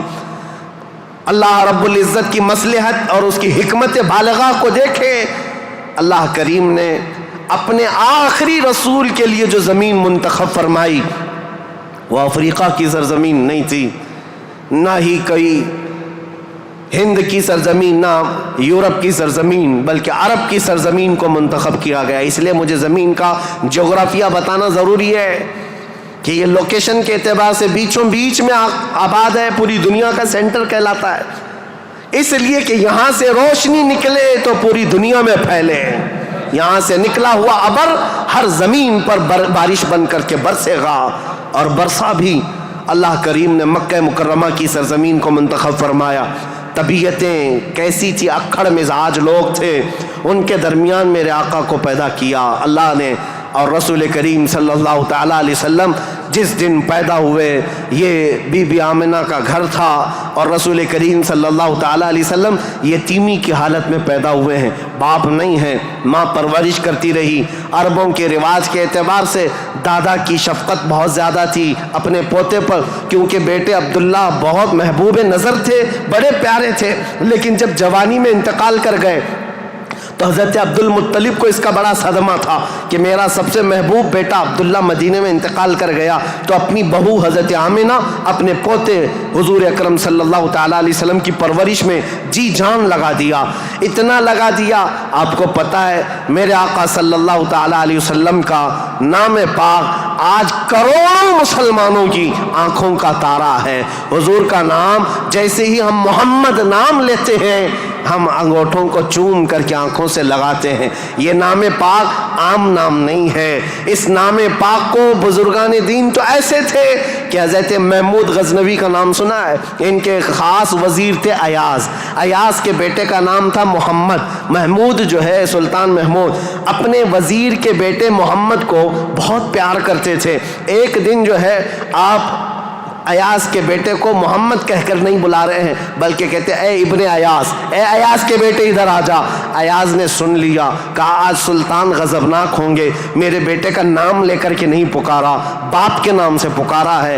بعد میں حاضر ہو کر پوچھا سلطان میرے بیٹے سے کوئی خطا ہوئی، آپ خفا تو نہیں ہیں؟ اس کے نام سے نہ پکارتے ہوئے اس کو ابن ایاز کہہ کر پکارا۔ سلطان محمود نے کہا ایاز ایسی بات نہیں، خفا نہیں، بلکہ میں وضو کی حالت میں نہیں تھا اس لیے تیرے بیٹے کا نام محمد ہے، میں بغیر وضو کے کبھی اس کا نام بھی نہیں پکارتا۔ اور علامہ عبد الرحمن جامی فرماتے ہیں ہزار بار بشویم دہن ز مشک و گلاب ہنوز نام تو گفتن کمال بے ادبیس۔ یا رسول اللہ ہزار بار میں اپنے منہ کو گلاب کے پانی سے، مشک و عنبر کے پانی سے دھو لوں، اس کے بعد بھی آپ کا نام پکارنا میں بے ادبی سمجھتا ہوں۔ یہ علامہ عبد الرحمن جامی۔ میں بات کیوں کہہ رہا ہوں حضور کے نام کی؟ یہ محمد نام کسی اور نے نہیں، حضرت عبد المطلب نے رکھا تھا۔ آپ کے دادا، آپ کے جد امجد جیسے ہی حضور کی پیدائش ہوئی تھی گھر دوڑے دوڑے آئے تھے بی بی آمنہ کے، اور فوراً اٹھا کر کے گودی میں لے لیا اور خانہ کعبہ کے پاس آئے اور خانہ کعبہ کے سامنے ہاتھ پھیلاتے ہوئے اللہ کی بارگاہ میں عرض کرنے لگے اللہم ھذا ابنی سمیتہ محمدا، اے اللہ دیکھ یہ میرا بیٹا ہے اور میں نے اس کا نام محمد رکھا ہے۔ عرب کے بہت سارے لوگ وہاں موجود تھے، یہ نیا نام تھا ان کے لیے۔ عرب میں جو نام رکھے جاتے ہیں وہ باپ داداؤں کے نام پر چلتے ہیں، وہاں پر نئے نام نہیں رکھتے، خاندانوں کے اپنے خود پرسنل نام چلتے رہتے ہیں، پرٹیکولر نام ہوتے ہیں وہی نام رکھے جاتے ہیں۔ حضرت عبد المطلب نے نیا نام رکھا تھا تو عرب کے بہت سارے قبیلے آئے اور پوچھا یا عبد المطلب لما سمیتک ابنی ابنک ھذا محمدا، اے عبد المطلب آپ نے لما سمیت ھذا محمدا، کیوں آپ نے اس کا نام محمد رکھا ہے؟ تو حضرت عبد المطلب مسکرائے اور کہا تمہیں پتہ ہے محمد کا نام کا مطلب کیا ہے، محمد کے میننگ کیا ہے؟ کہا محمد کہتے کسے ہیں؟ محمد اس کو کہتے ہیں جس کی سارے لوگ تعریف کریں، سب سے زیادہ جس کی تعریف کی جائے اس کو محمد کہا جاتا ہے۔ حضرت عبد المطلب نے کہا میں نے اپنے اس بیٹے کا نام محمد اس لیے رکھا ہے کہ جب بھی کوئی نام لے تو نہ چاہتے ہوئے بھی میرے بیٹے کی تعریف ہو ہی جائے۔ آج میرے آقا کی شان میں کسی کو گستاخی کرنا بھی ہو، میرے آقا کا نام محمد لیتا ہے تو پہلے حضور کی تعریف کر ہی رہتا ہے، وہ کر کے ہی رہتا ہے۔ عزیزان گرامی وقار، حضور اکرم صلی اللہ تعالیٰ علیہ وسلم کو حضرت عبد المطلب نے بڑی شفقت دی۔ عرب کے مشہور قانون اور وہاں کے دستور کے مطابق کہ عرب لوگ اپنے بچوں کی حفاظت کے لیے یعنی ان کی زبان کی حفاظت کے لیے دیہاتوں میں بھیجتے تھے کہ ان کی زبان محفوظ رہے۔ شہروں کی زبان جو ہے مکس ہو جاتی ہے، جیسے ممبئی کی زبان اس کا کوئی اتا پتہ نہیں ہے، اس میں یو پی بھی ملا ہوا ہے اور راجستھان بھی ہے، گجراتی بھی ہے، کرناٹکی بھی ہے، سب ملا کر کے مکس ہو گئی کیونکہ ہر جگہ کے لوگ یہاں پر موجود ہیں۔ یہ شہر ہے اور شہروں میں ہر علاقے کے لوگ آتے ہیں، اپنی اپنی تھوڑی تھوڑی سی باتیں اس میں داخل کر دیتے ہیں اور یہ ایک مکسچر لینگویج بن جاتی ہے۔ اور اس کو پتہ ہی نہیں رہتا اس کی اوریجنل لینگویج کیا تھی۔ مکہ ایسا تھا کہ ہر جگہ سے لوگ آتے تھے، حج کے لیے آتے تھے اور کئی کئی مہینے رہتے تھے، تو کچھ لوگ عربی جانتے نہیں تھے، کوئی فارسی اس میں داخل کر دیا، کوئی الگ زبان عبرانی داخل کر دیا، سریانی داخل کر دیا، تو وہاں پر زبان کی حفاظت کی بہت ضرورت تھی، کیونکہ اس دور میں سب سے بڑا اگر کوئی عہدہ تھا تو زبان کا تھا۔ زبان جس کی اچھی ہو وہ عرب میں سب سے زیادہ عزت والا تھا، تو اس کے لیے مائیں اپنے بچوں کی زبان کی حفاظت کے لیے بچپن میں ان کی پرورش مکہ میں نہیں کرتی تھی، باہر بھیجتی تھی۔ اس رواج کے چلتے ہوئے 6 مہینے کے بعد حضور صلی اللہ تعالیٰ علیہ وسلم 6 مہینے حضرت آمنہ کی گود میں تھے، پھر وہ حلیمہ سعدیہ کے بخت چمکے، نصیبے چمکے کہ وہ دایا تھیں بنو سعد قبیلے کی۔ طائف سے آگے ایک علاقہ بنو سعد آج بھی موجود ہے، طائف سے 80 کلومیٹر دور، وہاں سے وہ آئی تھی، 180 کلومیٹر کا سفر کر کے آئی تھی، اور مکہ مکرمہ میں انہوں نے رسول پاک صلی اللہ تعالیٰ علیہ وسلم کو گود لے لیا۔ تفصیلات میں نہیں بتا رہا ہوں، تاریخ ہے کیونکہ ہم مولد شریف میں تفصیلات بیان کرتے ہیں، یہ تاریخ اسلام ہے، اس کے لیے میں چلتی چلتی مختصر جھلکیاں رکھ رہا ہوں۔ حلیمہ سعدیہ لے کر گئیں، 2 سال پرورش کر کے واپس لے آئیں حضرت آمنہ کے گھر۔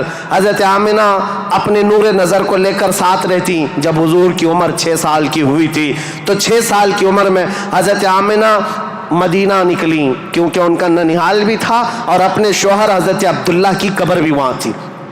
انتقال کے بعد سے وہ گئی نہیں تھیں، تو اپنے بیٹے کے بڑے ہونے کے بعد حضور صلی اللہ تعالیٰ علیہ وسلم کو لے کر کے وہ مدینے گئیں، ننیحال گئیں، اور اس کے بعد یعنی حضور کے ننیحال اور پھر واپسی میں حضرت عبداللہ کی قبر سے ہوتے ہوئے آ رہی تھیں، وہاں کی بیماریاں حضرت آمنہ کو بھی جکڑ لیں، ایسی بیمار ہوئیں کہ ابوا ایک جگہ ہے بدر کے قریب، ابوا مدینہ اور مکہ کے بیچ میں، حضرت آمنہ وہ زیادہ دیر آگے چل نہ سکیں، وہیں پر آپ کی وفات ہو گئی۔ حضور پاک صلی اللہ علیہ وسلم کی عمر پاک 6 سال کی ہے، خود رسول محترم صلی اللہ علیہ وسلم نے اپنے ہاتھوں سے اپنی ماں کو دفن کیا۔ حضور کے ساتھ اس وقت آپ کے والد کی ایک کنیز تھیں ام ایمن، یہ ساتھ رہتی تھیں، اور بس حضور صلی اللہ تعالیٰ علیہ وسلم واپس مکہ جب آئے، حضرت عبد المطلب کو جیسے پتہ چلا کہ حضرت عبداللہ کی بیوی آمنہ بھی انتقال کر گئیں، وہ فرط غم میں، جوش غم میں حضور صلی اللہ تعالیٰ علیہ وسلم کو ایسے قریب کر لیے کہ ایک لمحے کے لیے بھی اپنے آنکھوں سے اوجھل نہیں ہونے دیتے۔ لیکن ہوا کیا، مشیت ایز دی جو چاہے، 8 سال کی عمر تھی میرے آقا کی، دادا حضرت عبد المطلب بھی فوت ہو گئے۔ یہ دور گزرتا گیا، دادا حضرت عبد المطلب نے اپنے انتقال سے پہلے اپنے بیٹے حضرت عبداللہ کے سگے بھائی جناب ابو طالب کے حوالے کر دیا تھا اپنے اس پوتے کو۔ حضور صلی اللہ تعالیٰ علیہ وسلم کو جناب ابو طالب کے حوالے کر دیا اور کہا کہ تم اس کی نگرانی کرنا۔ تو جناب ابو طالب نے ایسی نگرانی کی کہ ابو طالب کے گھر میں بیٹے تو ہوئے، ان کے بیٹے عقیل ہیں، ان کے بیٹے جعفر ہیں، ان کے بیٹے حیدر کرار، علی و مرتضیٰ ہیں، لیکن حضور صلی اللہ تعالیٰ علیہ وسلم کی پرورش میں ایسا کمال کا کردار ادا کیا کہ اپنے بیٹوں کو بھی کچھ نہیں سمجھتے حضور کے آگے، حضور اکرم صلی اللہ علیہ وسلم کے آگے۔ ایک روایت جو ہے بدن میں رونگٹے کھڑے کر دیتی ہے۔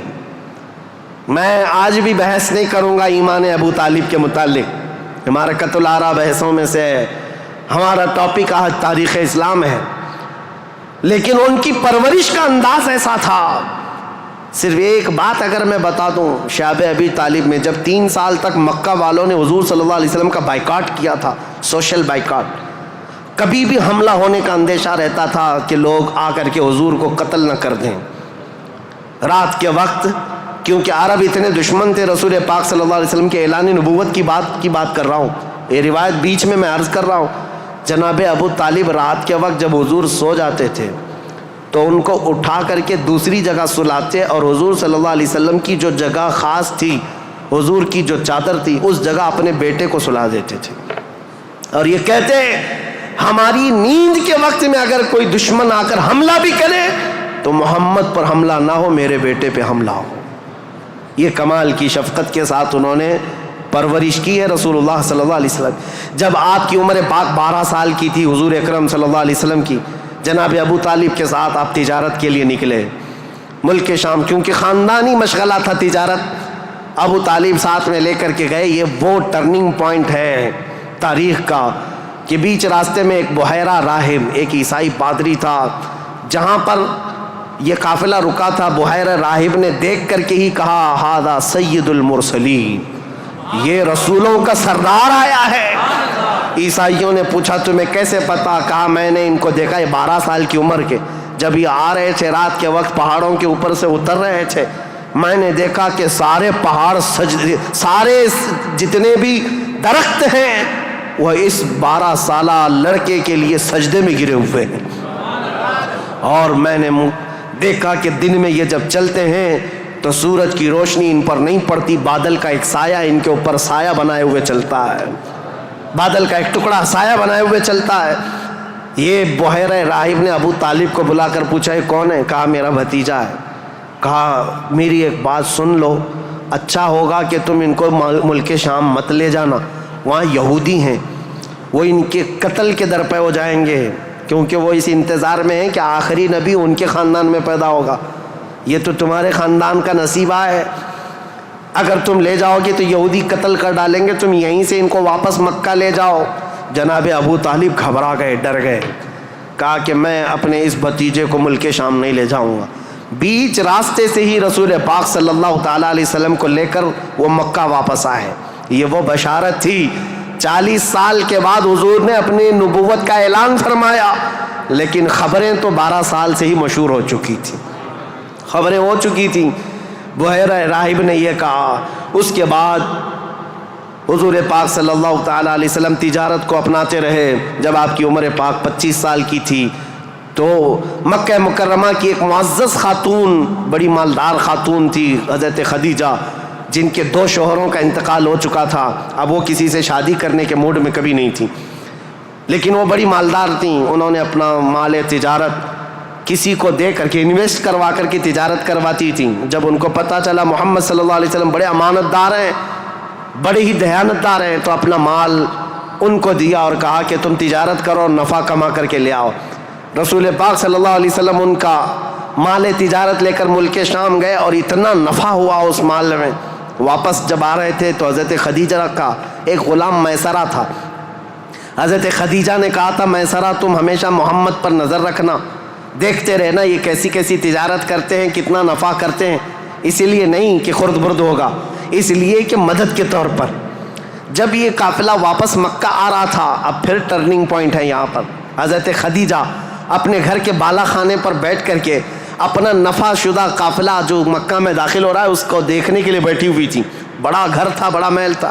جب وہ اوپر سے نظارہ کر رہی تھی، وہیں سے دیکھ کر کے وہ گرویدہ ہو گئی کہ اتنی دور سے دیکھ رہی تھی، قافلہ صاف نظر نہیں آ رہا تھا، لیکن چہرہ محمد سب سے زیادہ چمکتا ہوا نظر آ رہا ہے.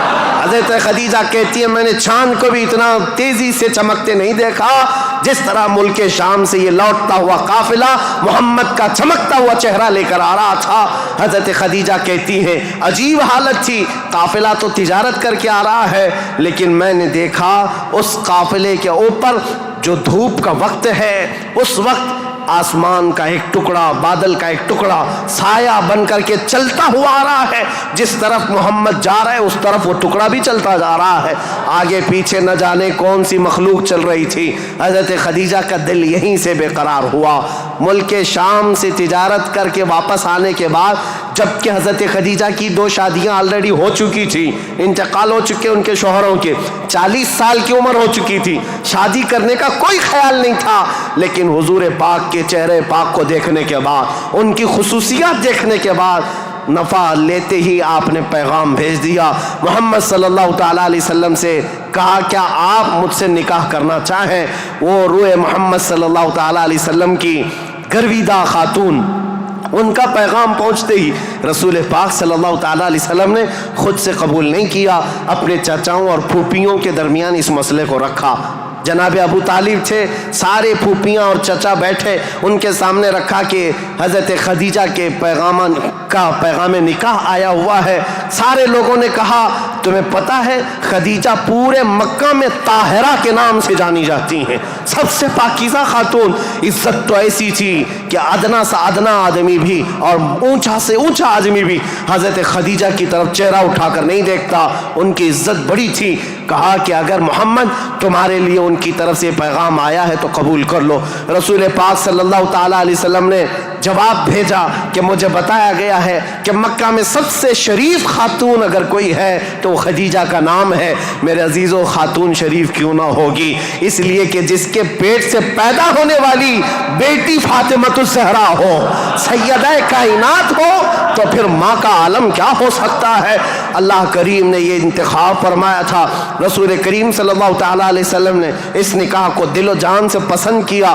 نکاح کی تقریب ہوئی۔ نکاح کی تقریب میں جناب ابو طالب اور حضور کے سارے چچا اور پھوپھیاں بھی شریک ہوئے۔ خطبہ نکاح کا خطبہ جناب ابو طالب نے پڑھا تھا۔ وہ خطبہ آج بھی موجود ہے جو میرے آقا صلی اللہ تعالیٰ علیہ وسلم کے پہلے نکاح میں خطبہ ہوا تھا۔ اس خطبے کے بعد نکاح مقرر ہونے کے بعد رسول کریم صلی اللہ تعالیٰ علیہ وسلم کی یہ شریک حیات، یہ رفیق حیات، یہ محبوب رب العالمین سیدہ خدیجہ حضور کی ایسی وفا شعار خاتون بن کر کے رہی کہ اللہ کی قسم آج بھی پوری روئے زمین پر جو میرے آقا کی اولاد سادات کے نام سے جانی جاتی ہیں وہ کہیں اور نہیں، وہ خدیجہ کی بیٹ سے پیدا ہونے والی اولاد ہے۔ حضرت خدیجہ کے بطن سے میرے آقا کی 6 اولاد ہوئیں، 3 بیٹے اور 3 بیٹیاں۔ رسول کریم صلی اللہ تعالیٰ علیہ وسلم کی 6 اولاد کی ماں حضرت خدیجہ ہیں۔ یہ بڑی الفت و محبت کی زندگی گزری ہے میرے آقا صلی اللہ علیہ وسلم کی، لیکن جب میرے آقا کی عمر پاک 50 سال کی ہوئی اور حضرت خدیجہ کی عمر اس وقت تقریباً آپ اندازہ کر سکتے ہیں 25 سال زیادہ تھی، 75 سال کی خاتون تھی۔ 75 سال کی خاتون، اللہ اکبر، 75 سال کی خاتون کس کو کہتے ہیں؟ عمر کا وہ پڑاؤ جس میں بوڑھا اپنے اعضاء سے مجبور ہو جاتا ہے اور اس کے پٹھے جواب دے جاتے ہیں، چلنا پھرنا دوبھر ہو جاتا ہے۔ لیکن قسم خدا کی جب میں یہ روایت پڑھتا ہوں کہ جب رسول کریم صلی اللہ تعالیٰ علیہ وسلم 3000 فٹ اونچی پہاڑی غار ہرا میں جا کر عبادت کرتے تھے، کبھی 2 دن تک نہیں آتے تھے، تو 75 سال کی یہ خاتون دن میں 2 مرتبہ پہاڑی پر جاتی تھی کھانا لے کر کے اور اترتی تھی۔ آج میں بتاؤں ہم جیسوں کی جوانی میں 1 مرتبہ پہاڑ پر چڑھ کر کے آ جائیں 8 دن تک پٹھے درد کرتے ہیں، پیر درد کرتے ہیں۔ میں سمجھ نہیں پاتا وہ خدیجۃ الکبریٰ کی وفا شعاری کو دن میں 2 مرتبہ اپنے نبی پاک اپنے رفیق حیات کے لیے اوپر جاتی تھی، نیچے آتی تھی۔ کبھی رسول اللہ پہاڑ سے اتر رہے ہوتے، حضرت خدیجہ گھر کے باہر آ کر کھڑی ہوتی، کڑی دھوپ ہوتی، سورج کی تمازت ہوتی، لوگ چلتے پھرتے کہتے خدیجہ اپنے شوہر کا انتظار کر رہی ہو؟ کہتی ہاں میرے شوہر پہاڑ سے اتر رہے ہیں، غار ہرا سے آ رہے ہیں۔ اس وقت لوگ کہتے خدیجہ اندر چھاؤں میں بیٹھو، انتظار کرو، ان کے آنے میں کافی وقت ہے۔ خدیجہ کہتی میرا دل گوارا نہیں کرتا میرا شوہر دھوپ میں اتر رہا ہو اور ان کی عورت چھاؤں میں بیٹھی رہے، جب تک وہ دھوپ میں اترتے رہیں گے میں دھوپ میں کھڑی رہوں گی۔ یہ وفا شعاری ایسی تھی، آپ کو پتا ہے سب سے پہلی وہی قرآن کی جو غار ہرا میں آئی ہے، جبرائیل امین لے کر کے آئے ہیں۔ اسلام کی تاریخ میں اگر یہ نہ بتائیں تو ابتدا ہی نہ ہوگی، کیونکہ رسول اللہ صلی اللہ تعالیٰ علیہ وسلم جب 40 سال کی عمر میں تھے، غار ہرا میں جا کر عبادت کرتے، جبرائیل امین آئے قرآن کی آیتیں لے کر اور حضور سے کہا اقرا، حضور نے کہا ما انا بقاری، میں نہیں پڑھوں گا۔ وہ کہتے تھے پڑھو، حضور کہتے میں نہیں پڑھوں گا، سینے سے سینہ لگا کر دبوچتے تھے۔ 3 مرتبہ ہوا، 4تھی مرتبہ کہا اقرا بسم ربک الذی خلق، پڑھو اس رب کے نام سے جس نے پیدا کیا ہے۔ رسول محترم صلی اللہ تعالیٰ علیہ وسلم نے پڑھنا شروع کیا اور پھر آیتیں سب سے پہلے جو آئی ہیں، اسلام کی ابتدا نور الہی کا ظہور ہے، نور الہی کا نزول ہے، اللہ کا کلام اتر رہا ہے پہاڑ پر، پہاڑ کی چوٹیوں پر، جس کو آج بھی جبل نور کہا جاتا ہے، نور کی پہاڑی، جہاں نور اترا، نور کا پہاڑ ہے، اور کس پر اترا؟ جس پر اترا وہ نور علی نور ہے۔ قرآن کی آیتیں آئیں، اقرأ بسم ربک الذی خلق خلق الانسان من علق اقرأ وربک الاکرم الذی علم بالقلم علم الانسان ما لم يعلم. یہ 5 آیتیں دے کر جبرائیل امین چلے گئے. رسول پاک صلی اللہ تعالیٰ علیہ وسلم پر جو وحی آئی تھی اس کا اثر ایسا تھا، سخت ٹھنڈیوں کے دن تھے، موٹے موٹے پسینے کے بوند پیشانی سے نکلتے تھے. جب رسول پاک تشریف لائے پہلا واقعہ دیکھا تھا حضور نے، پہلا واقعہ تھا جبرائیل امین اس طرح آیتیں لے کر آئے. یہ آیتیں اترنا آسان بات نہیں. قرآن خود کہتا ہے، میرا مولا فرماتا ہے اگر ہم یہ پہاڑوں پر اتار دیتے پہاڑ ریزہ ریزہ ہو جاتے، ٹکڑے ٹکڑے ہو جاتے، لیکن قلب مصطفیٰ نے اس کا بوجھ اٹھا لیا ہے. رسول اللہ کے دل نے اس امانت کو اٹھایا تھا، لیکن چل کر کے دنیا کا وہ پہلا انسان، دنیا کی وہ پہلی شخصیت ہے جس کو قرآن سنایا میرے آقا نے، وہ کوئی اور نہیں، ام المومنین سیدہ خدیجۃ الکبریٰ ہے. آئے رسول پاک صلی اللہ تعالیٰ علیہ وسلم، گھر آتے ہی فرمایا میرے پاس ایک فرشتہ آیا، سینے سے سینے لگایا اور اس نے یہ آیتیں اللہ کی طرف سے سنائی، مجھے کمبل اڑاؤ، زمیلونی زمیلونی، بار بار کہتے مجھے کمبل اڑاؤ، سخت ٹھنڈیاں لگ رہی ہیں. سیدہ خدیجۃ الکبریٰ کی باتیں یاد رکھو، تاریخ میں آج بھی لکھی ہوئی ہیں. ڈھارس بندھانے والی، تسلی دینے والی، حوصلہ دینے والی خاتون ہو تو زندگی کمال کی ہے. عزیزان گرامی کہتی ہیں اے محمد عربی صلی اللہ تعالیٰ علیہ وسلم، اے اللہ کے رسول، آپ یتیموں کا بوجھ اٹھاتے ہیں، آپ بیواؤں کی مدد کرتے ہیں، آپ کمزوروں کا ہاتھ پکڑتے ہیں، آپ کے ساتھ کبھی برا ہو ہی نہیں سکتا. یہ جو اترا ہے وہ آپ کی بھلائی کے لیے ہے. ان قریب آپ دیکھیں گے زمین و آسمان کی ساری چیزیں اللہ تعالیٰ آپ کے لیے مسخر فرما دے گا. یہ خدیجۃ الکبریٰ رضی اللہ تعالیٰ عنہ کی حوصلہ افزائیاں تھی. یہاں سے میرے آقا صلی اللہ تعالیٰ علیہ وسلم پھر مکہ تشریف لائے، اور آپ کو پتہ ہے سب سے پہلے مکہ مکرمہ میں اب تاریخ اسلام کی شروعات ہے. تاریخ اسلام کی شروعات ہے. اسلام کی تاریخ سے پہلے میں نے اتنا بیک گراؤنڈ بتا دیا، تاریخ بتا دی، حالات بتا دیے، سیاسی حالات، مذہبی حالات، اخلاقی حالات. اب جو شروعات ہوئی وہ کہاں سے؟ غار حرا سے شروعات ہوئی. اور اس کے بعد سب سے پہلے گھر آئے میرے آقا، اور سب سے پہلا مسلمان جو اسلام میں داخل ہوتا ہے وہ کوئی اور نہیں، ام المومنین خدیجۃ الکبریٰ. گھر والی سب سے پہلے اسلام میں داخل ہوئی ہیں. روایتوں کی تطبیق کے اعتبار سے الگ الگ مفسرین محدثین نے بیان کیے ہیں. سب سے پہلے اسلام لانے والوں میں صدیق اکبر بھی ہیں، مولا کائنات بھی ہیں، اور حضرت خدیجہ بھی ہیں، حضرت زید بھی ہیں، حضرت بلال بھی ہیں. سب کی کیٹیگری کے حساب سے ان کو اول درجے میں رکھا گیا. عورتوں میں سب سے پہلے حضرت خدیجہ، بچوں میں مولا کائنات. بہرحال سب سے پہلا جو اسلام شروع ہو رہا ہے وہ حضرت خدیجہ خود کے گھر سے رسول اللہ نے شروع فرمایا، اور اس کے بعد پھر مکہ والوں کو جمع فرمایا. مکہ کے سارے لوگ حضور کی بڑی عزت کرتے تھے، لوگ اپنی امانتیں حضور کے پاس رکھتے. آپ کا لقب تھا امین اور صادق. لوگ آپ کو امین کہہ کر پکارتے یا صادق کہہ کر پکارتے. اپنے مشوروں میں حضور کو دیکھتے تھے تو خوشیوں سے پھولے نہیں سماتے تھے. وہ کہتے کہ اگر محمد کسی مجلس میں بیٹھ جائے تو اللہ کی رحمت ہی رحمت ہے. اس وقت بھی عرب حضور صلی اللہ علیہ وسلم کا بڑا احترام کرتے، بڑی عزت کرتے. اس دن حضور نے جیسی دعوت دی پورا مکہ ٹوٹ پڑا، سب آ گئے. حضور نے سب سے پہلے ان سے سوال کیا، اے مکہ والو، اگر میں یہ کہوں اس پہاڑ کے پیچھے ایک فوج ہے جو تم پر حملہ کرنا چاہتی ہے تو تم کیا کہو گے اس بات پر؟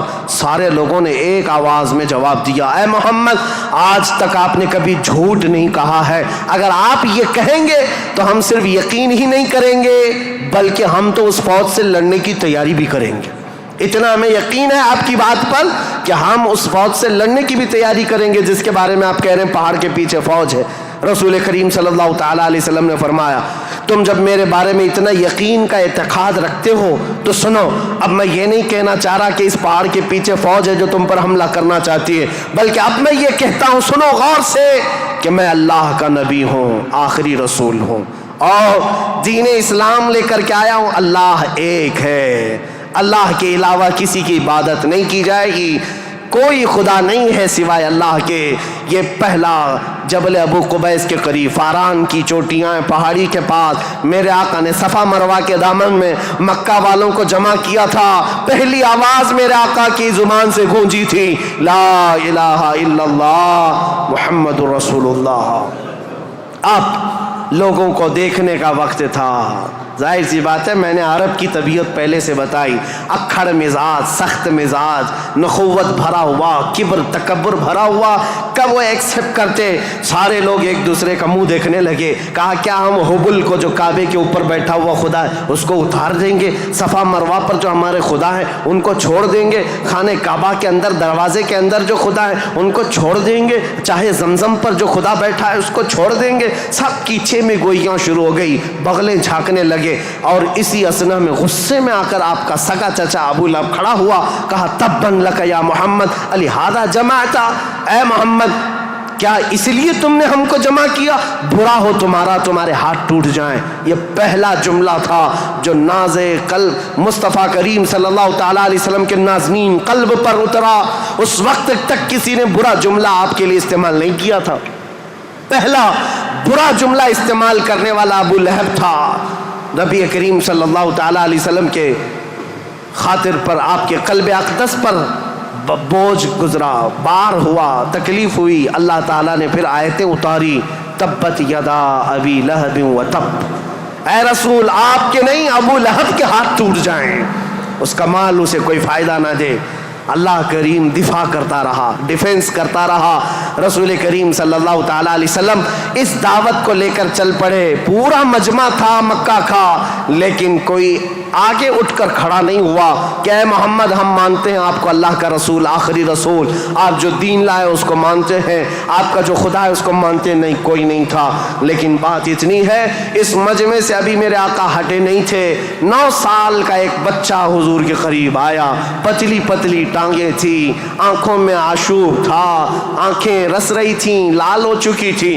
آیا اور قریب آ کر کہا، اے محمد عربی صلی اللہ علیہ وسلم، میں آپ کو اللہ کا حقیقی رسول تسلیم کرتا ہوں، آپ کا دین میں ایکسپٹ کرتا ہوں، خدا واحد کی میں عبادت کرتا ہوں۔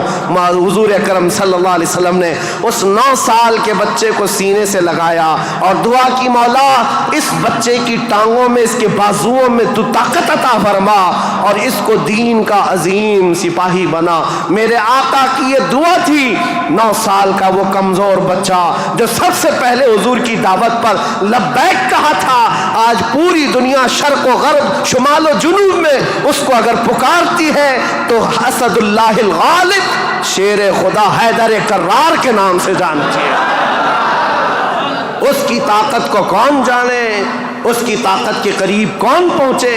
لا فتح الا علی، لا سیف الا ذوالفقار۔ اس حیدر کرار کو جو طاقت و قوت تھی، جو خیبر شکن ہے، پھاٹک کو اکھاڑ کر پھینک دینے والا، مرحب کے لوہے والے لباس پر تلوار کی ایک ضرب لگا دے تو اس کے سر سے لے کر سینے تک ٹکڑے کر دینے والی تلوار رکھنے والا، یہ طاقت کہیں اور سے نہیں، یہ دعائے مصطفیٰ سے ملی ہوئی ہے۔